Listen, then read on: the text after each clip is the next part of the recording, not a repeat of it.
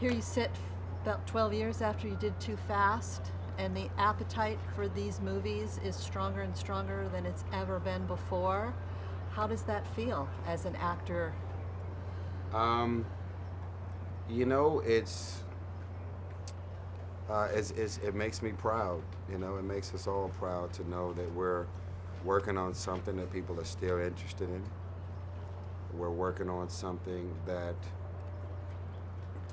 people are still excited about. It's family. It's adrenaline. It's there's a DNA. There's a furious, Fast and the Furious DNA, and the writers and producers and executives at Universal, along with us as the actors and people that are involved in this, we have figured out a DNA, and we're running with this thing. And you know, naturally, with what happened with our brother and Paul, um, I think as many movies as we've all done, I felt like this is the first time we tapped into the sensitivities around how to make this special. Because this is art. This is Paul's art, this is his fibers, this is his DNA, and we wanted to make sure that it felt like a graduation. It felt like a beautiful send-off, and we had to protect all of that asset, the equity. This is, you know, this he could have been working on any other movie as his last movie. This is the movie that he was working on. This is the movie that put Brian O'Connor and Paul Walker on the map, and we had to protect that, and we did. And I think of all things, we know that this is not about any of us. None of us wanted to do this press junket. None of us want to go do red carpets and do all of that. Hey, go see the movie. But we're doing it on behalf of Paul. And we know that the world is going to be very, very proud of how we protected Brian O'Connor and Paul. And to send this out there, it's just beautiful. You have a lot to be proud of, all of you. You too. I am. Watching Roman grow all these years and develop an arc and change, what's that been like for you? You enjoy that process? You know, I think I'm very grateful to John Singleton. My first movie was Baby Boy. My second movie ever was Too Fast, Too Furious. And John said to me, we're gonna make sure that the world knows you're funny.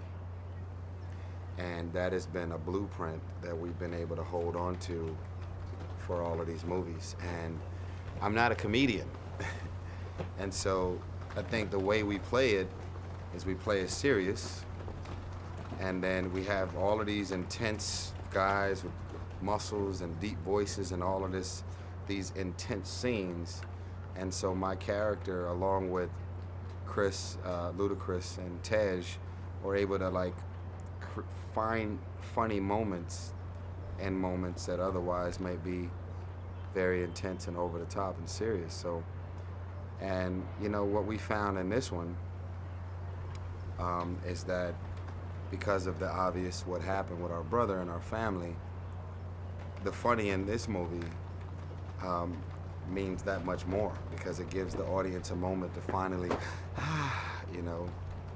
So we're excited. I mean, every fan around the world, we just know that it's not about money, it's not about a call sheet, it's about making the world proud, because you can go out and support any movie. The fact that y'all keep showing up to support the Fast and the Furious, we hope to always make you proud. Um, Roman probably says it best when he says, first you give us, we have a vault, then we have a tank, then we have to shoot a plane down. Now we have drones and cars falling out of planes. Can you talk about the scope and the scale of this one?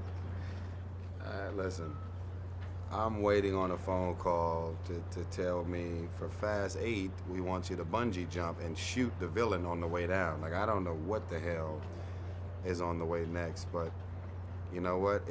I feel like it's like a relationship. The worst thing you can do is create routine. If you're married for 10 years, you want to keep your wife guessing. You want to keep her wondering, what are you going to do next? What are you going to say next? What's on the way? And you don't ever want to get caught up in a routine. So it's just beautiful. I know how much fun you had in Abu Dhabi, but can you talk about what it meant to the franchise to bring the film there and why it was so special? Well, I think one of the most unspoken reasons that this franchise is successful is because we have, redefined the standard of Hollywood.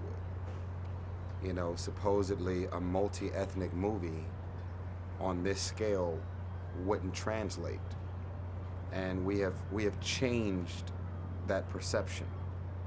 And so, being is that the Arabs and the Muslims around the world continue to support this franchise just as a culture, who are we to not embrace that and have the presence of that energy and that culture to be a part of this movie in a major way? And it was a very proud moment for me because I went to Dubai, to bring in my 35th birthday, and I finally found my smile. And that level of love and culture and authenticity is something very special. And I was just very happy when I found out that we were going to Abu Dhabi to incorporate the spirit and energy of the culture in the franchise. And they do love their cars, don't they? Oh my. Are you as excited as the rest of the world is waiting for this film to be released, for people to be able to see it and embrace it? Oh, every bit of it.